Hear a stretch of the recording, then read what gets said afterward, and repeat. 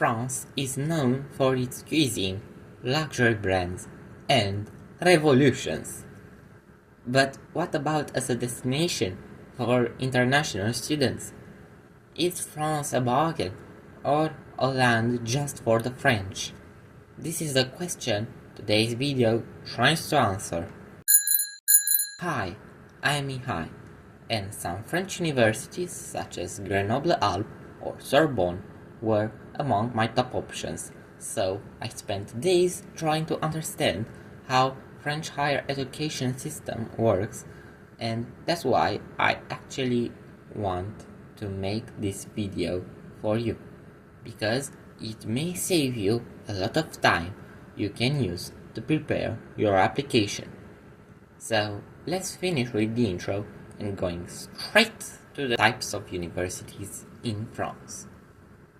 Les universités, as they are named in French, offer the students who graduate diplomas at bachelor, master, and PhD levels in a wide range of domains such as natural sciences, humanities, and medicine. Les grandes écoles. This is where more than 20% of international students choose to study engineering, finance, business administration, political sciences, and veterinary science. After graduating, they receive diplomas at level Bac plus 5, which means 5 years after high school graduation. Les Écoles Nationales Supérieures d'Architecture. These are universities under the charge of the Ministry of Culture, which offer degrees in architecture at bachelor, master, and PhD level. Whether university you want to attend, the admission process takes place on either Parcoursup, either Études en France platform, depending on your citizenship or the diploma you are chasing. What's Parcoursup? It's for students with EU citizenship, plus Norway, Switzerland, Iceland, Andorra, and Monaco, or non-EU students doing the French or the European Baccalaureate. Think of Parcoursup as a giant buffet of French university programs where you can check out what degrees exist, the selection criteria, how competitive they were last year, and what kind of jobs you might get after. You can create an account, list up to 10 options, like your Netflix watch later, but scarier, and by early March, your record is sent to universities for evaluation. Then, in June, universities start sending offers, and you have 48 hours to respond. Otherwise, poof! The offer goes to someone else, like a game of musical chairs, but with more stress and fewer snacks. If you can't apply on Parcoursup, you need to make a preliminary admission request for, at most, 3 options, whose deadline is around mid-December, and then create an account on Études en France platform where they can manage their enrollment until the visa request. What about the requirements? Well, each degree has its own specific requirements, but here are some that apply across most universities. Proof of French proficiency. Surprise! You need to speak French. Can you study in English? Well, about that there's exactly 1 bachelor program for it in English and about 5 with some English courses in the first 2 years. So, unless you are aiming for a fully English master's later, you'll need a DELF B2 certificate to prove you can handle French. Some universities may ask for a DELF C1, but don't worry, that's rarer than finding a seat on the metro during rush hour. But you still need to check it carefully on Parcoursup. Grades during high school. These matter a lot, from 30 to 90% of your application depending on the degree. Humanities, they'll zoom in on your history, geography, and philosophy grades. Science or engineering, math, physics, chemistry, biology will be your VIP pass. At least, that's what I hope for. Recommendation letter. Candidates must ask one of their teachers to fill fiche avenir, which is nothing more but a recommendation letter in which the teacher must evaluate the candidate's learning methods and autonomy. It can matter from 5 up to 40%, so choose your teacher wisely, ideally one who knows your name. Motivation letter and extracurriculum activities. These count for up to 30%.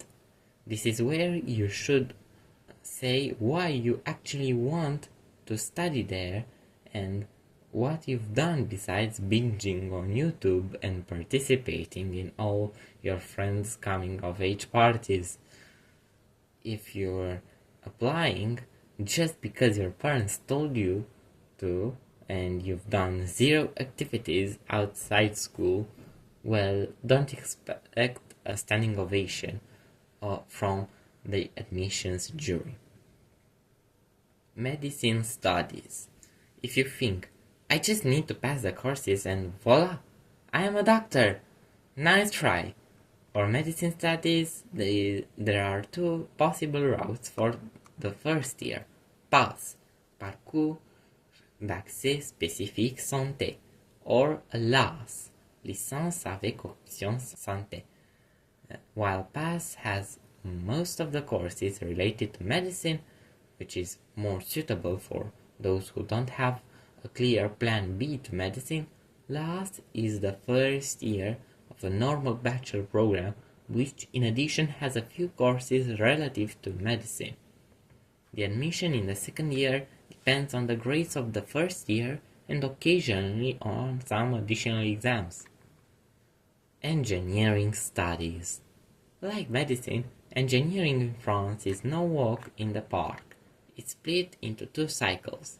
Cycle Prépa, which comprises general subjects, and Cycle Ingénieur, where the real engineering happens.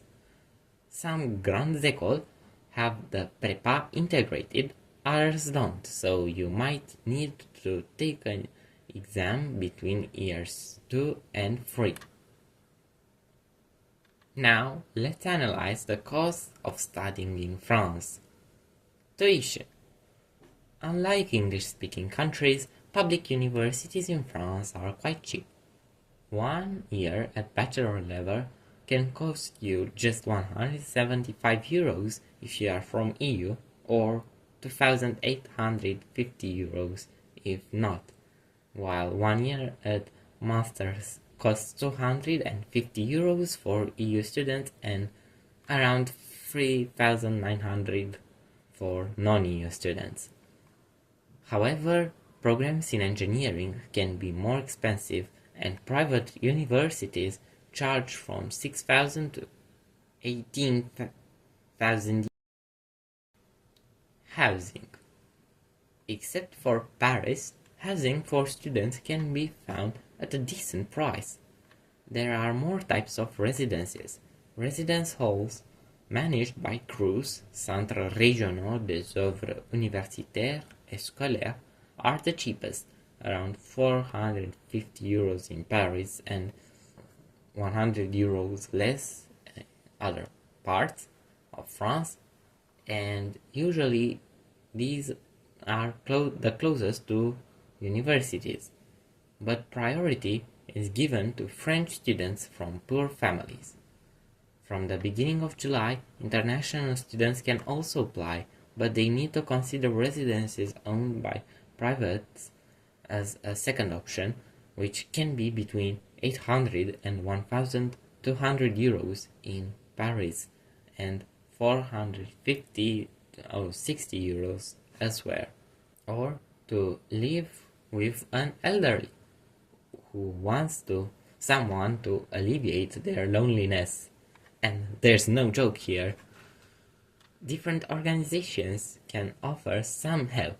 For example, la Caisse d'allocation familiale may reduce the rent by 50 to 250 euros, and Visale can act as your guarantor in case you don't have one of French citizenship. Food. If you want to enjoy the wide variety of French cheese and pastries, probably you'll get bankrupt in a few months. However, college canteens offer balanced meals for only 3.3 euros for students, which can translate into spendings that don't pass 200 euros per month.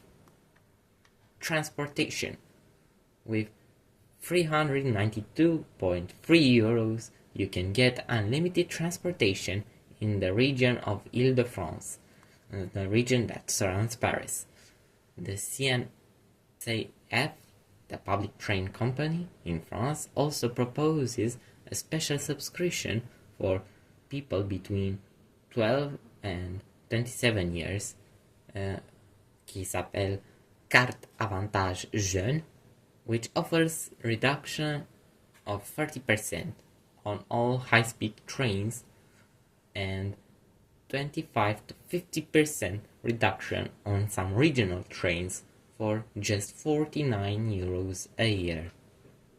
Friends tickets, which are reserved 3 months before, can accumulate with Carte Avantage Jeune, resulting to very cheap fares. Moreover, cities such as Paris, Strasbourg and Grenoble are bike-friendly, so you can use your bicycle to do some exercise and to get from point A to point B without polluting the environment. Health insurance. A big zero here. And no, not because it is more expensive than in US, but because it is free, even for international students. You just need to sign up at étudiantsétranger.amélie.fr and follow the instructions. Cultural activities. If you reside in France for more than a year and you are under 21, you can sign up on the Pass Culture to get 150 euros you can spend on buying a musical instrument, taking theater lessons, subscribing to an online press, or visiting a museum. Working while studying. Although more affordable than UK or Switzerland, some of you may still need to have a part-time job. As I mentioned in a previous video, don't hesitate to check it out after the end of this video, the link is in the description. On average, students can work on 18 to 19 hours per week if they aren't from EU, which means 60% of the legal threshold of time spent at work. For some reason, Algerian students have only 50% of the legal threshold. Don't ask me why, maybe you like to comment on that. Some degrees require completing a stage, which, if longer than 2 months, must provide the student around 65 euros per month. To find a job, it might not be super hard if you know French, as there are many platforms such as Jobavis and One Jeune, One Solution. Moreover, you can find a job in your campus if you enjoy helping the staff at the library, promoting sustainability and health, or tutoring students in their first year. Where international students in France come from? Unless you speak French like a native, it's very difficult to make friendships outside of people of same nationality. So, it is important to know if you have many compatriots when you arrive in France. Here, you can see almost a quarter of the international students come from North African countries such as Morocco, Algeria, and Tunisia. Another quarter is given by students coming from Europe. China is the Asian country with the most international students in France, but this may change by 2030 if France reaches the target set by the President Emmanuel Macron of welcoming 30,000 Indian students. Working life in France. Many of you want to study in France because of the job opportunities you may find after graduation. The truth about working life in France is far from black and white. The coolest part is the fact that legislation is designed to protect workers. France is the 12th country in Europe at the most paid vacation days per year, except public holidays, surpassing most of the countries in EU and the highly developed English-speaking countries. This results in some ghost towns during August, the month of vacations. However, some employees may choose to reallocate a few of their free days from summer to receive 1 or 2 additional paid vacations. Lunch breaks last for an hour, and they may be a good way to recharge your batteries for the second half of the day, or a way to socially exclude foreigners, as this Reddit post shows. It is also common for people working in France to complain about their boss, their clients, their colleagues, very likely about you, if you're not French. Is France a wonderful place to study?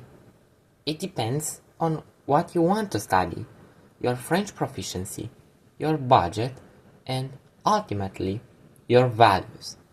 I hope this video helped you to estimate whether you are going to study in France or not, and if it did so, please hit the like button and subscribe to the channel so that you won't miss the next video in the series Studying In, a series which explores how higher education can be for an international student in countries from Europe, North America, maybe even Asia, if this channel hopefully grows. Bye!